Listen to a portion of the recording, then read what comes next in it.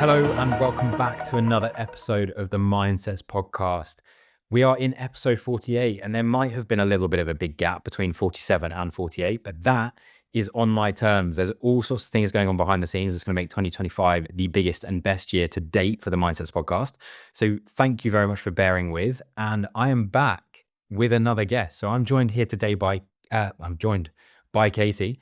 And those of you that have been here a while will know that I don't do introductions for my guests. So I'm going to hand straight over to Katy and let her introduce herself.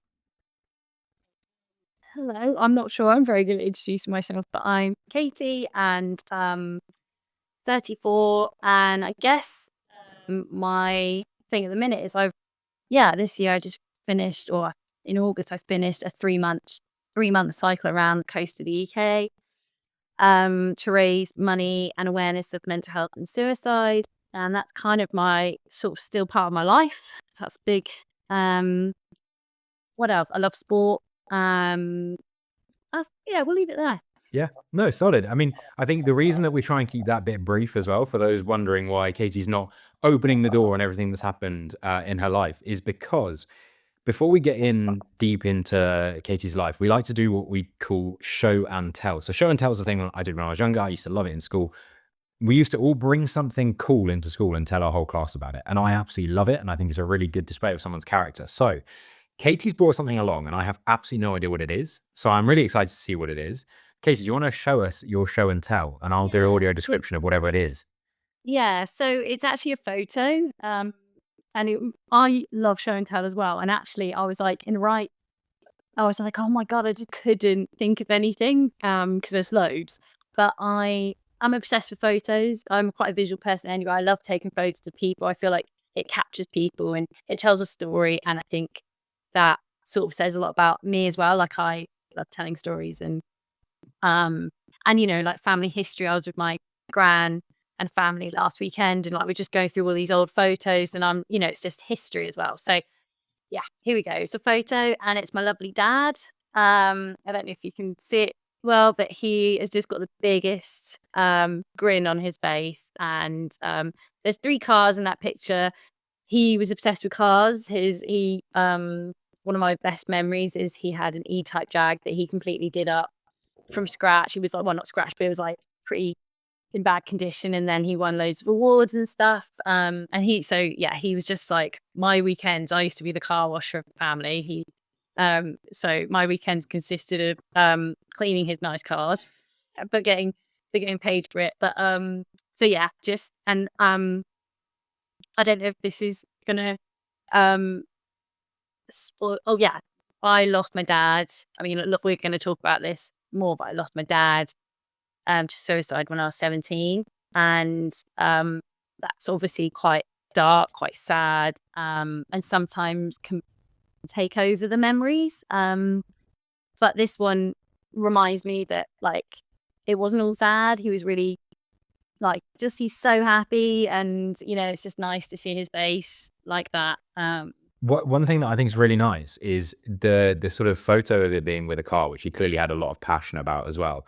Do you ever get reminders when you see those cars out on the road? Does it make you think back to just that photo and that presence of your dad? 100%. And that's what I just think photos are just like, thank God for photos. Like, what an amazing invention. They just capture a moment in time, and sometimes I'm like, memories can be a bit hazy, a bit fuzzy, and it just takes you back there. Like, that's our garden or driveway in Oxfordshire and Sparshall. And it's funny, whenever I go there, like, I never learnt to drive there because we moved when I started to learn to drive to Suffolk. But whenever I go there, I can get there.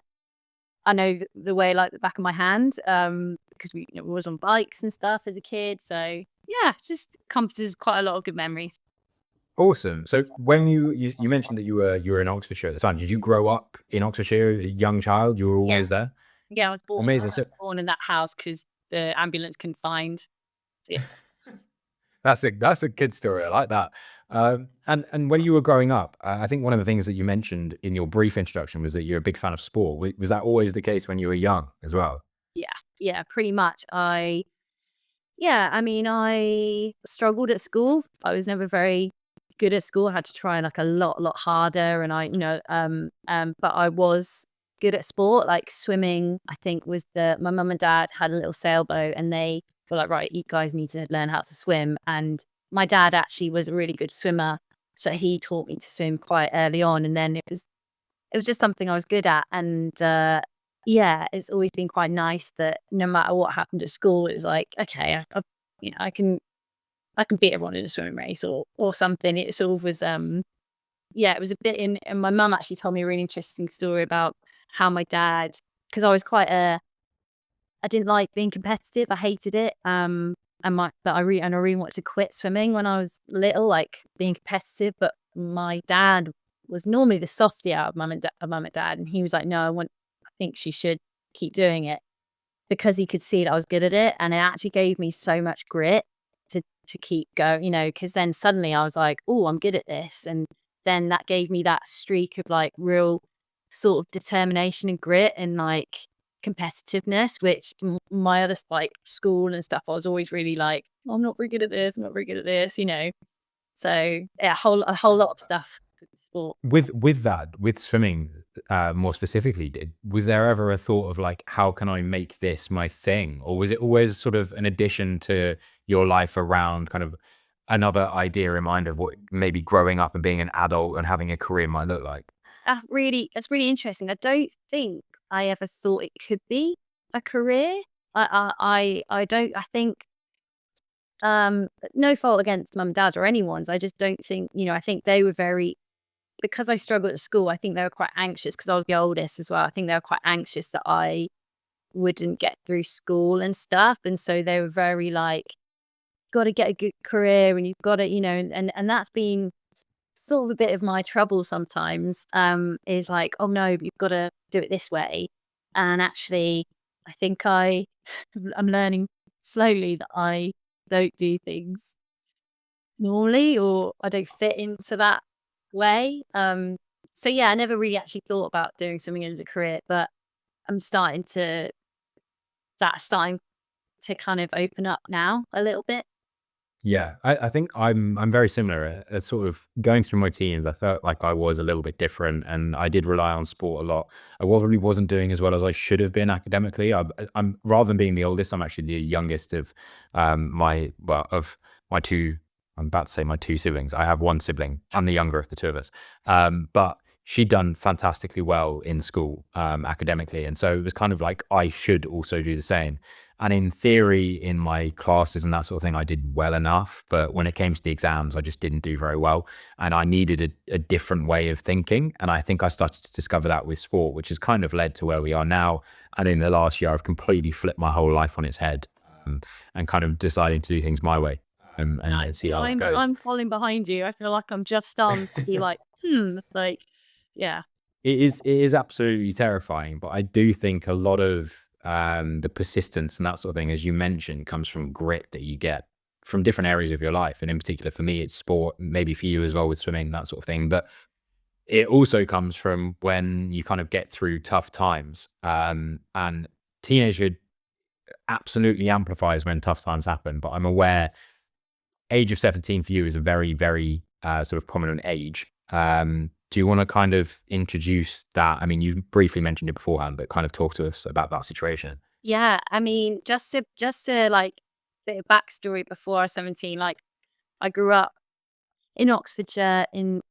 My childhood was idyllic, like, in the countryside, like bike rides most weekends, like, mum and dad were awesome. Like I've got two siblings, like just very lovely grandparents. Like I honestly couldn't have asked for a better childhood. I was very like, it was just amazing. And sometimes I'm like, did I make that up? And then it's actually been interesting. I've been meeting quite a lot of my parents' friends who were like, no, so we moved house from Oxfordshire to Suffolk when I was, yeah, maybe 16. And that because my dad worked in London. He was a reinsurance broker, had a very good job, but hated it. And I think he really drilled it into me, like, get a job you love. And I think in a weird way that sort of put a lot of pressure on me.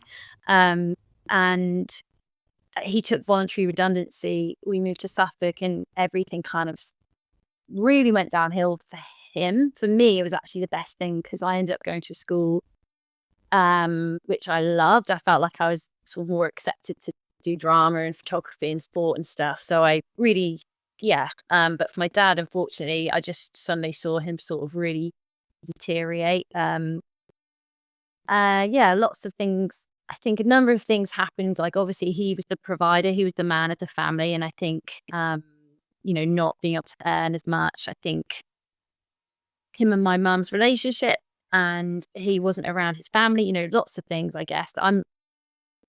I can only guess. But he ended up taking his life in 2007 when I was 17. And yeah, I mean, I can't ever put into words like how much that like just completely tipped my world upside down.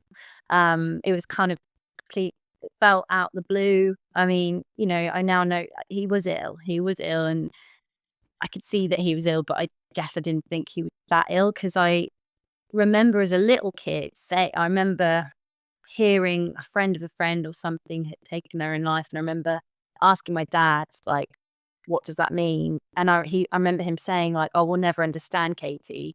And so like it, It is a really weird thing. I remember, so there's been, when I was growing up within my family, which is again another driver for why the whole podcast started. There's all sorts of different mental health, both positive and negative things that happen. But one of those discussions I remember having actually with a friend when I was in the very early years of secondary school was about the sort of understanding taking your own life, because we didn't really understand how that happens.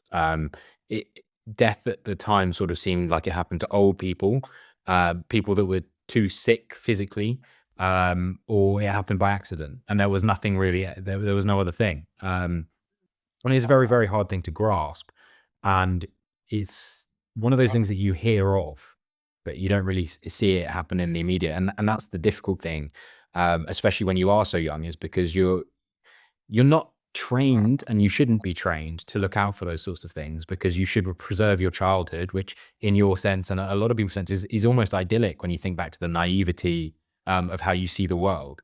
But then, yeah, as you get older, sometimes those things hit closer to home than you ever thought would happen, I suppose. So with that sort of situation, I can imagine that the shock is almost double, because you clearly remember your dad saying something like that and then actually going through the whole situation.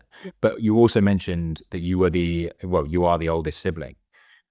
So what was the impact like being the oldest sibling? Obviously you've got your mum there, but then you've got, young people that are now looking up to you a little bit as well. yeah. I felt like I had to like protect everyone, and I felt like I had to um and also the build up to it, everything just kind of went a bit nuts. Like we were a very together family, everything was just very normal, and then suddenly we had like people living at the bottom of our garden. Everything just felt bananas, and I felt like I had to like grasp, especially my little brother. I'm the oldest, and my sister's the middle, and she's very kind of quite strong-willed, and she went to school the next day, and I was like, "What are you doing?" um, and I just felt like, and my mum, yeah, and I just felt like I had to sort of like step up a little bit. Um, and yeah, yeah, and then it was just kind of, it just it's still to this day. I'm like, did that happen? Do you know what I mean? Like, did that happen? And I'm so lucky that he wasn't ill for that, like all of my life. I know that from my ride, I spoke to a lot of people who lost people to suicide, and a lot of people who had lost people to suicide who were really like, you know, they lost them a long time ago, kind of thing. And yeah, it's like it's the most bizarre thing.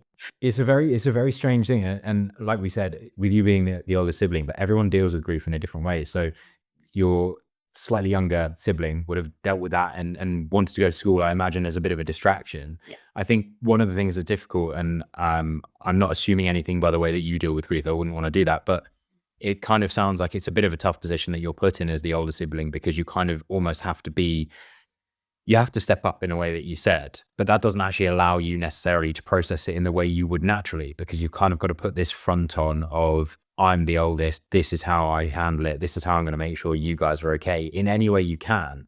And unfortunately, any way you can is unfamiliar. You've never been there before. And so you're all dealing with the shock and the grief in your own way, and no one can do anything right, but you try to. And I wonder, as a sort of ongoing impact of that and the sort of shock around that sort of age. That's the sort of age I remember I'd done my GCSEs and those sorts of exams, but I was looking at what universities I'd want to go to, what kind of career I'd want to have.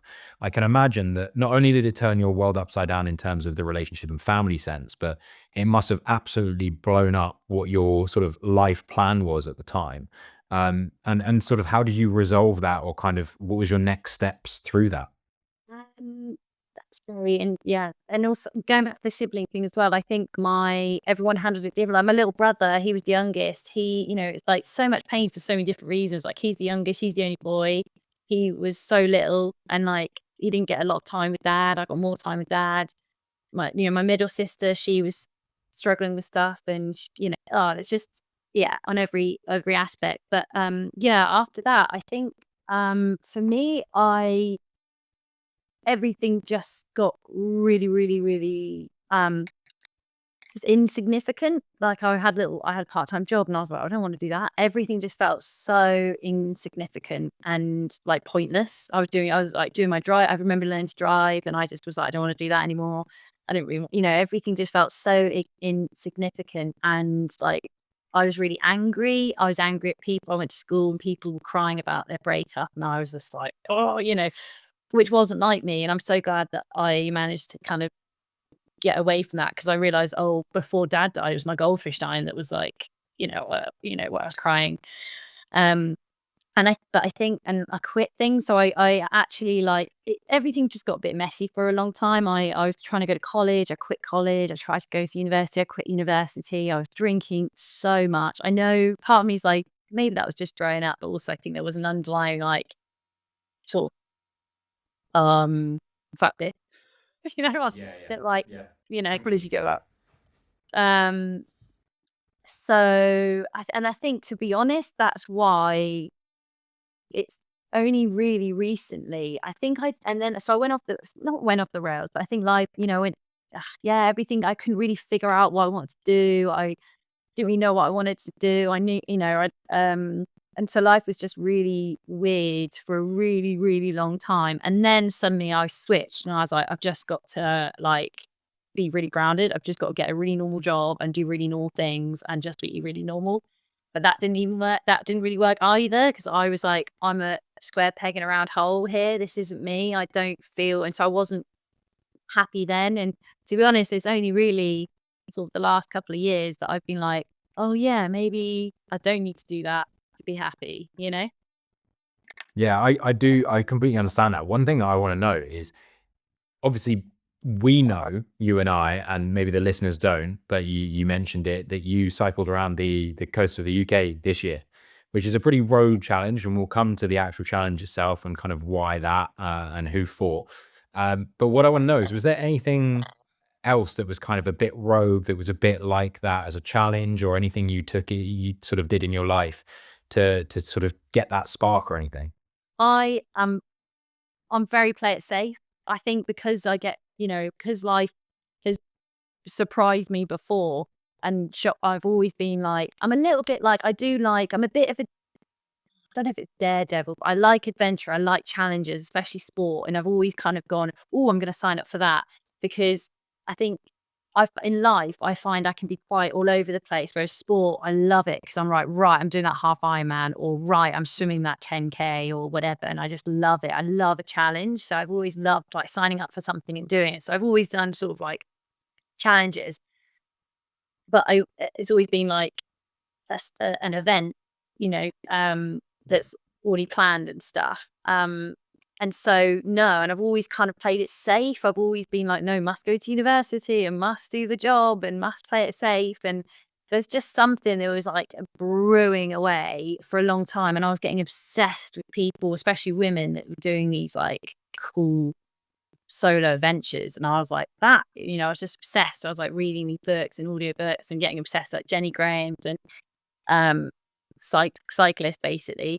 and I was doing a bit of bike packing, and I was just like, oh, there's freedom. I was just like, something here. But yeah, no, I didn't do anything like that before. Well, you mentioned that you didn't do anything like that, but half Ironmans, I know within my personal network that Ironmans, half Ironmans, triathlons, different sort of, well, duathlons and everything like that are starting to become a bit of a thing that people are trying to try different ways of training. But what they're discovering is largely the mental impact of doing those challenges is almost bigger than sometimes the physical impact. And I wonder, I mean, doing some of those challenges, did you find that you were able to go to a place and provide confidence in yourself through that training? Was it a place that you kind of felt comfortable in your discomfort at the same time? Yeah, I think I've always known, I've always kind of pushed it. One year I'd be like, oh, I just do a sprint try. And then the next year I'd be like, oh, I'm going to, and I've always, swimming as well. I was like, oh, yeah, I'm going to swim around all the islands of the Scillies. And I was always like pushing myself. And it was just one area that I was like, I know I can do that. And I know, and I really liked when I clocked into that kind of, and it just doesn't really happen in any other aspect of my life. I'm always like a bit undecisive and I'm always a bit, whereas for some reason I just clock into that zone and I love it. And I was like, yeah, I can do that. And I like that. And yeah, yeah, Awesome. I think one thing that is obviously quite clear though is from those challenges, a lot of them involve cycling. yeah. So you weren't going in completely blind with a BMX trying to cycle around the coast of Yeah. England. So leading into this challenge, what was the reason that A, you decided you wanted to cycle?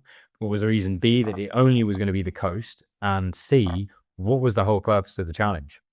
Okay. Good question. Good question. So it was like I'm a bit of a slow burner. So I think when dad died, I felt very helpless. I was like, I want to do something. I felt very helpless. I couldn't help him. And so basically since he died, I was like, I want to do something, but I made it so unattainable. Like I was like, I want to swim around the world, or, it became so unattainable. It became sort of too, like, I would never do it. But it was always ticking away in the background. And then over the years, I was like, oh, I can do stuff, and I started getting more confidence in myself. And I went to New Zealand over lockdown. I started working for a bike shop doing marketing, and I already loved cycling. Like I've always cycled. Mum and dad were always, getting us on bikes, but just got obsessed with like all cycling. And I think when I wanted to do a challenge, it was always going to be swimming because that's what I sort of did. I competed in, but there's something about cycling where you can be with other people, you can talk to people, and I think that became really important to me in the ride. And it's just more interesting. I get bored quite easily with swimming. I love it, but I do get bored.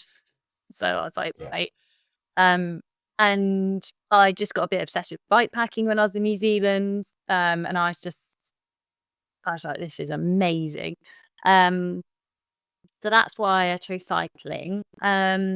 I also actually joined someone. So a big pivotal moment was I joined someone, Zanny, who was doing a similar thing because he lost his sister to suicide and he was doing it on a tandem. And I joined him. I never met him before. And this was in 2003. And I'd never met anyone before who had lost anyone to suicide outside my family. And so that was like huge. And I just remember having like quite a cathartic, amazing like experience with him. Like I've never asked these questions before. And it kind of felt amazing. And also I've tried therapy over the years and I didn't really get on with it. Whereas I was like outside on a bike, I was like looking at things. There wasn't awkward pauses because there was quite a lot of like, looking around. And I was like, oh my God, there's something in this. This is amazing. And I kept saying to him, oh, I wish I did something like this. And he was like, oh, you still can. And I was like, oh, yeah. And then I was like, and that was it, really. I was kind of like, I think I'm going to do, and I was going to do John O'Groats to Land's End.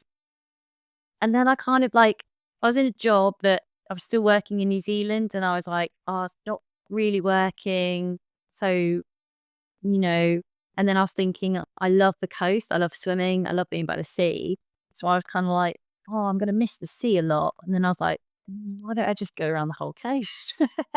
And it was nice because I was like, oh, dad's family are from Wales and like Suffolk is where, was the last time I was with dad. And so it all just kind of made sense. And then I quit my job. Yeah. And I mean, that's the next question really is you had to quit your job to do it because at the time, I mean, you can do as much planning as you like. And one thing that we've learned, we had a conversation with a guy called Urian earlier on in the year who's cycling around the world, who's discovering that you can put all the planning you want in, but when you've got equipment like a bike involved, things go wrong. So you don't really know how long it's going to take. So having to leave your job on paper, it doesn't seem that sensible, but when you're taking on a challenge like that, is actually quite sensible because you can't commit to how long something's going to take. very true. Although that was one aspect of the ride that was like quite difficult was so my ride was a bit different because I then like just going off and on my own and having a nice adventure. I wanted people to join me because of that experience I had with Zanny on the cycle. I just said if people want to join me who've lost someone to suicide or who have struggled with their own mental health, because I lost someone to mental health and suicide, but also I've struggled with mental health before, and I think actually being on a bike, being outdoors and having conversation is the best thing for my mental health. So yeah, people join me, but it meant I had to be quite strict with the plan, and I'm not a planner. So that was like a real challenge, was like trying to stick to a schedule and organize people to meet me and stuff. But I just wanted to quit my job. Well, A, it was 3 months and I couldn't really leave them for that long. And B, I just felt like just needed to, I don't know. It's time for a change at Yeah. the same time. Yeah. Yeah.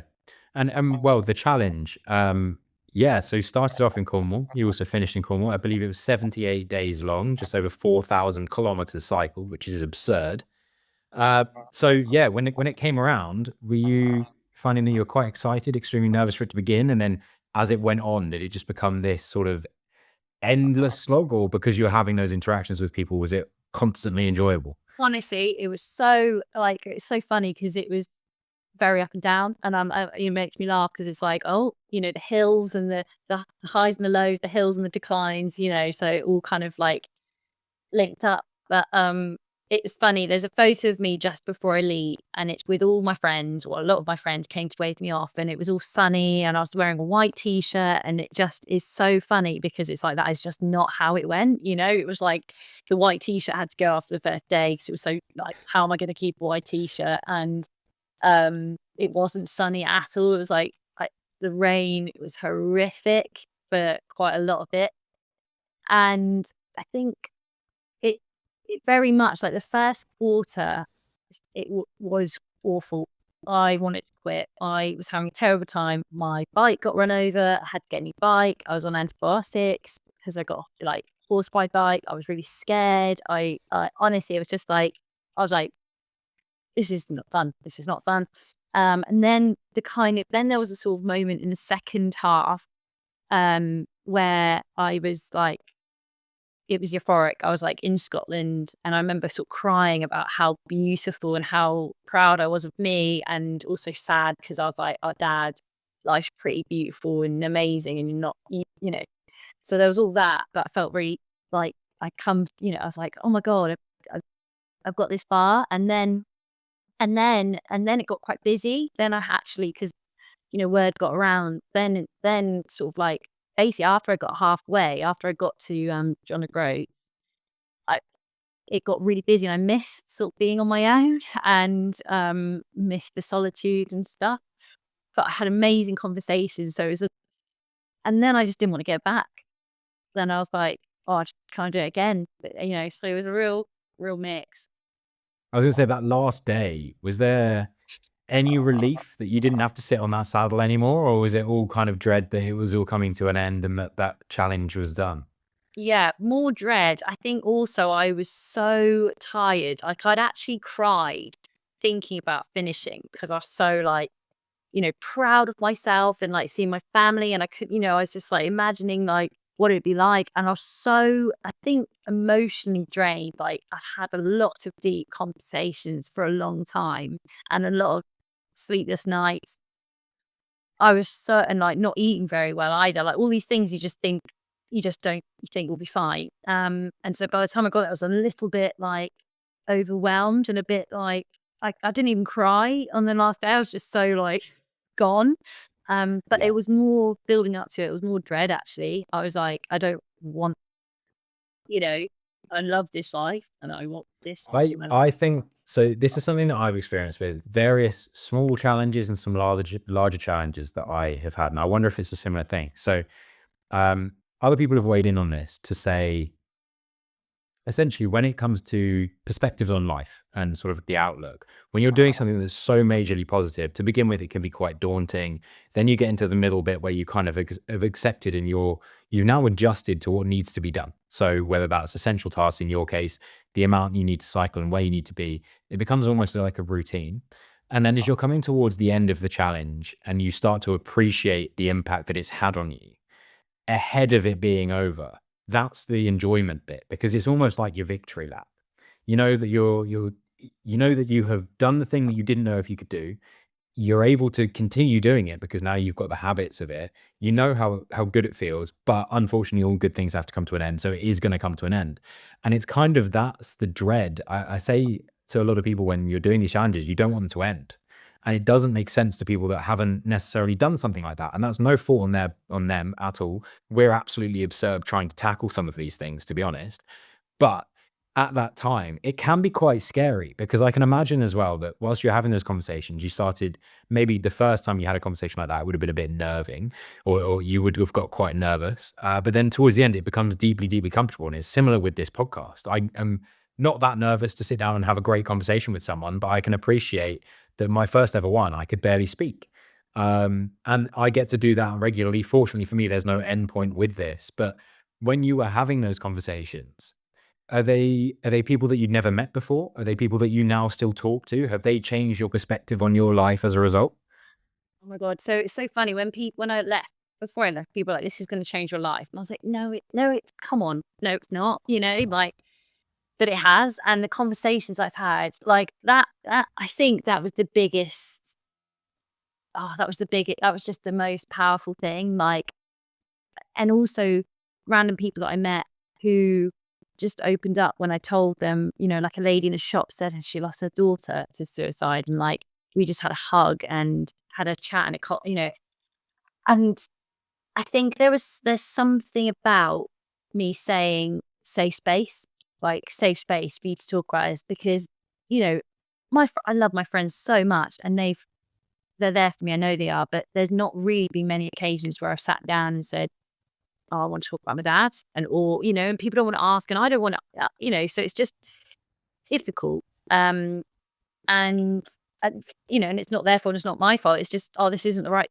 time or situation. But this was like a green light for people. So I had like, 6'7" farmer man, and I arrive and I'm like, I've never, most of these people I've never met. And I look at him and I'm like, oh my God, what are we going to talk about? And, I had the best day with him. I think if people like bikes, you automatically got a conversation there.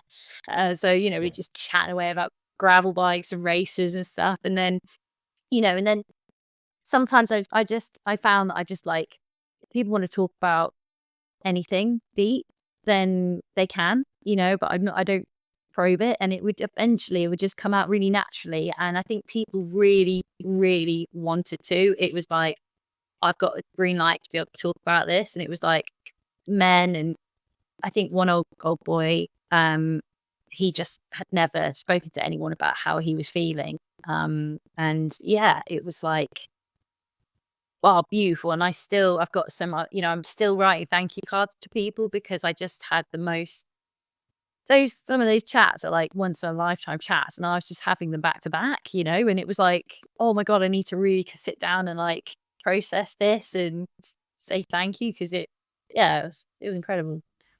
What I think is so interesting about having those conversations while you're on that sort of journey, and sometimes while you're actually on the bike, is I've mentioned this, I think, in a previous episode about golf, because golf is one of the most hated sports by partners of people that love golf. But to be honest, I think one of the things that's big with sport, but also other activities in general, is that it can be almost easier to share and have those deeper chats while doing another activity, because the other activity grounds you and feels distracting enough that you're not actually you're not talking that deeply about it.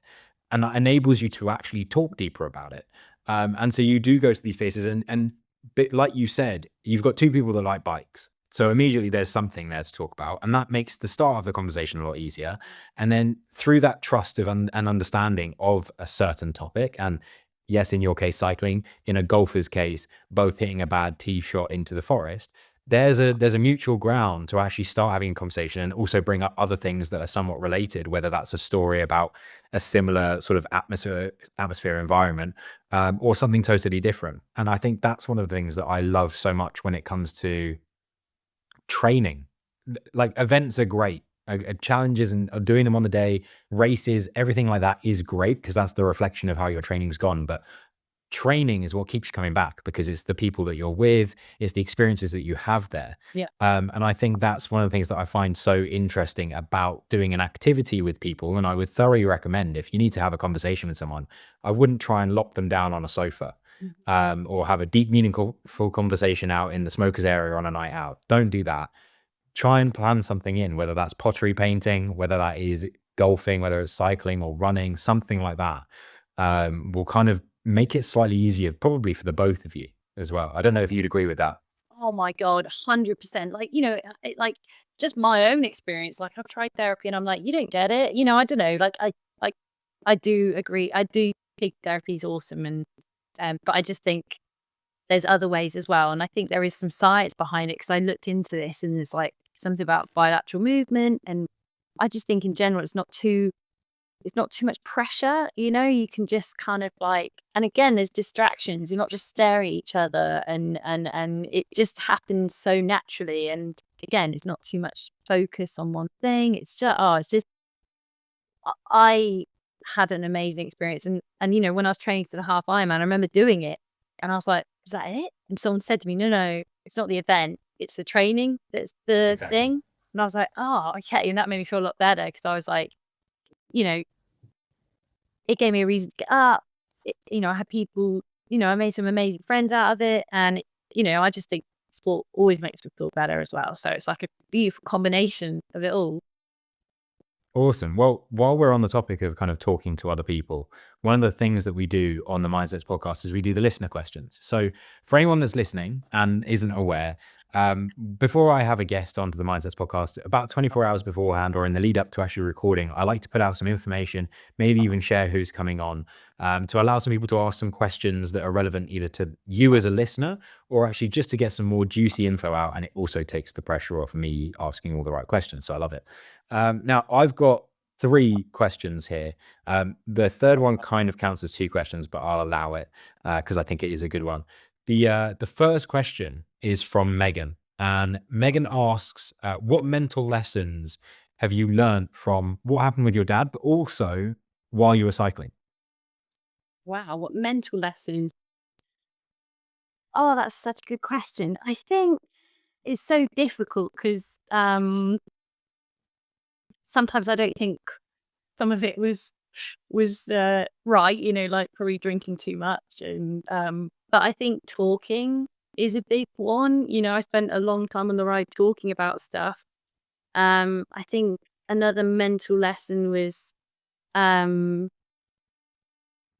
like just allowing yourself to, sometimes it was too hard to let myself think about stuff. And I think sort of that thing of just be sad, like let yourself be sad, let yourself go there.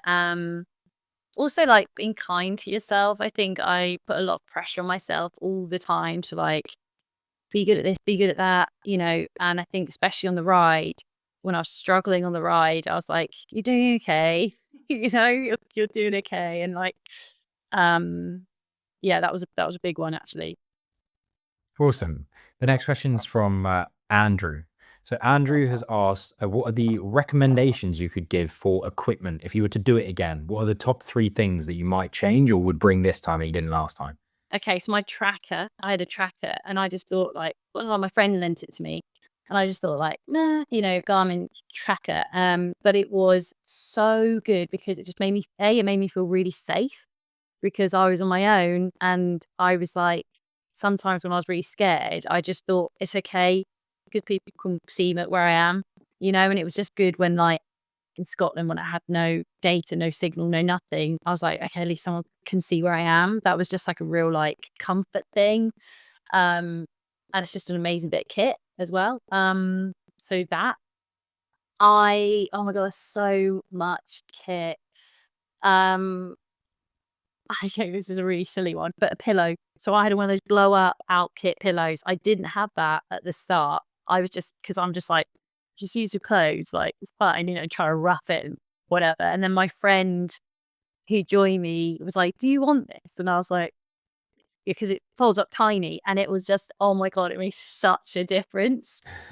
Like, I was a bit of a silly, but it was just like luxury for me. Um, ah, I mean, I had some really good bags, waterproof bags, that like just range so much. I think that's the thing with being on the coast and also being in Britain is you are likely to face quite a proportion of wet weather. Yeah. So yeah, I was really lucky. I got some amazing tailfin bits of kit. I know not everybody could have that, but before I've always use like plastic bags or like dry bags. So just like to keep it waterproof. And my jet boil was just really small and could cook everything. So yeah. Oh, great shout. Yeah, I like those. I've seen those. It's kind of thing that I don't have a need for, but also still want one. Yeah. So maybe I'll have to do some cycling and then I can warrant it. Yeah. Just like awesome. Yeah. Amazing. I think the last question, and apologies for pronunciation, I'm not great with Irish names, but Aoife has written in and has said, what was the best/worst individual moment of the ride? So I reckon we can go for both, which is why I think is two. What was is there a point that stands out as the best moment? And is there a point that stands out as definitely the worst moment? I think there's quite a lot of those. I think the worst, there was the rain, there was and I got ill, or it's my bike getting run over. I remember seeing that one on as it happened. That was a bit of a rogue thing because that was quite early on, wasn't it? Yeah, the bike was day 6, and that just completely knocked me for 6 because what you said earlier about like you can plan and you can prep and you can be organized, but you can't plan for your bike to get run over. And like luckily I wasn't on it, and actually it's sort of my way around, my way of like being okay with it was like I had my bike for a really long time, and actually my old bike was probably due a new bike, and actually that was probably some weird universe way of saying like that you might crash on that, so let's just crash it for you and then you can. But I think that just really spun me out because I just remember being in the bike shop, because first of all I thought it was just the wheel because the wheel got run over, and I thought it was just the wheel, and my friend's a mechanic and he was like, can we see? But he was like, it could just be the wheel. And when I got to the shop, it wasn't just the wheel, and I cried at the bloody poor guys at the shop, and I was like, I'm doing a thing, and I just thought that's the end of the ride, and I was just like, oh, I'm going to let people down. It was a really, and then after that, it really put me in a spin. I really freaked out. I was like, anything can happen, So yeah, that was probably up there. That's like the awesome. And then is there a flip side? Is there a standout best moment that you remember? Honestly, there's so many, but I think one was I just remember being in Scotland on my own, and I was like, it was so beautiful. I cried, and I'm not a crier, and I am now after that ride. I'm very like, yep, I'm a crier now. But I just remember thinking it's so beautiful, and I've done it. I hadn't done it, but I was like, I'd got like enough way to think you can do this, and I think it was just a really beautiful sad moment where I was just so proud of myself, and it was like a really beautiful, and it was really beautiful, and that was awesome. Amazing. So that kind of rounds off the listener questions. So thank you to those guys that wrote in and to the other people that wrote in as well. Apologies I couldn't ask all of your questions, but do keep them coming for next time. The next section is what we call the 3 pieces of advice section. So this is very individual to you as a guest and to all of the previous guests. So what I effectively do here is I remove myself from the podcast. I want you to imagine that you're having a conversation with a younger version of yourself or 3 different younger versions of yourself. What 3 quick bits of advice would you give them if you could have a conversation with them? Yeah. Right. Yes, this is very good. I think it would, okay, yeah, don't sweat the small stuff would be one of them. I was always a bit of a worrier, worrying about everyone, everything, and it just like it's just just don't sweat the small stuff. And I still have to say that to myself now, but like I would just worry about like things that just seem so silly now, and it's just like, and then that kind of links. They're all kind of similar actually. And the other one was be nice to yourself, like just I think it's one of these things like we're our own worst critics, right? And I'm so harsh and mean to myself sometimes, and especially when I'm younger as well, and it's just like just be a bit nicer to yourself. And I think the other one is like, don't really know a short way of saying this, but you don't have to take the path that everyone else is doing, like Katy Roberts is her own person, and she doesn't have to do the path that everyone else is on. Yeah, because I really felt like I was like forcing myself into stuff that I wasn't. Yeah, and I'm still, again, stuff I'm still telling myself now. I think that's good advice, and I think that's the important thing. Is it quite often will be stuff that you hold for the rest of your life. I don't think it'll necessarily ever go away, but it's good to identify what those are, and I think other people will potentially resonate with at least one of them for them as well. So it's a good little reminder for anyone listening, I think, and likewise as well. Yeah. And you can do it. That's another one. Like you've got this. Yeah, nice. Well, the final part of the podcast is the guest to guest question, which is completely stolen from other podcasters, but I think is a great thing to do. So the previous guest was Robin, who also had a bit of an interest in swimming. He was a very good swimmer when he was younger, but he had an invisible disability, as it were, and he's now gone down the route of psychology in sport, and it's a really, really fascinating episode. If anyone's listening and thinks, how do I feel more confident about my upcoming challenge? Well, there you go. Go back and listen to that. He will coach you through some stuff and we'll have a bit of a discussion. I become a bit of a guinea pig. So if you're interested as to why I talk so much about sport, go back and have a listen. We discovered some amazing things while I was doing that.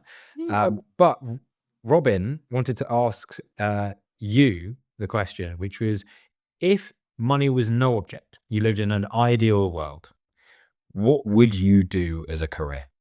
It's such a difficult question because I think I spend most of my time thinking about what I could do, and but I'm just going off the recent one, and it's obviously something to do with bikes and sport. I'm sorry, people in sport. That'd be my whole, like, any time I talk about what I want to do, it's always people in sport, and basically it would be doing the ride as my job. Yeah. Like, and I'm like, can I be a guide?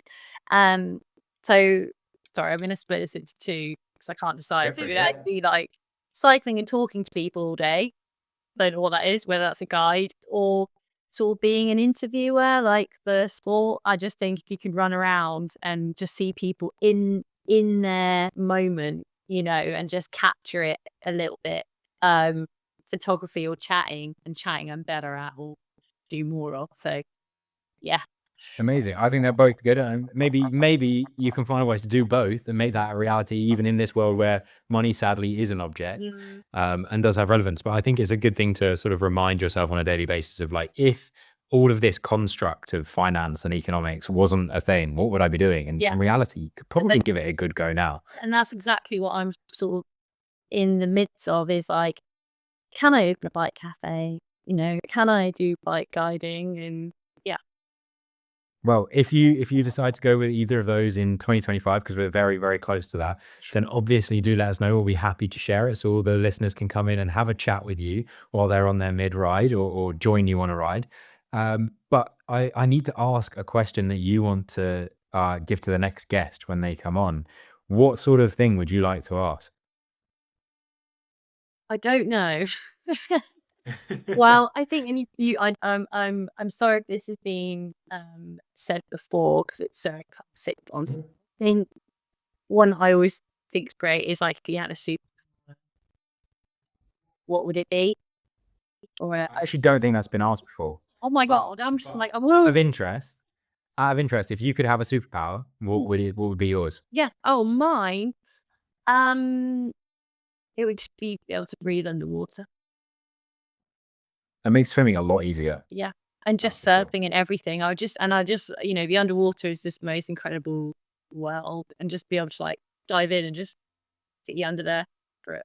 Yeah. That's actually a really good answer, and it's a pretty rogue one. I don't think many people will say that because most people would just say, "Oh, be invisible, fly, that kind of thing." But actually, going underwater is so undiscovered as well. Amazing. There you go.